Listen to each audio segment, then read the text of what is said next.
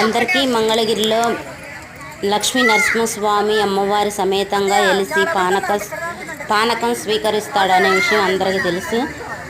కానీ ఈ చిన్న వీడియోలో ఆరోగ్యాన్ని మనకి ప్రసాదించే అఖండ దీపం వెలిగించేది ఉందండి. దాని గురించి తెలుసుకుందాం.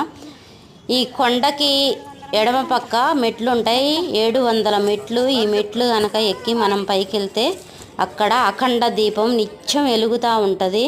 మనం ఆ దీపంలో ఒక్క అమావాస్య రోజు మాత్రమే నూనె వడ్డించాలా, మిగతా రోజులు అసలు ఆ కొండపైకి ఎవరు వెళ్ళరంట. కొండపైన ఏర్పాటు చేశారు పెద్ద పమిదతోటి.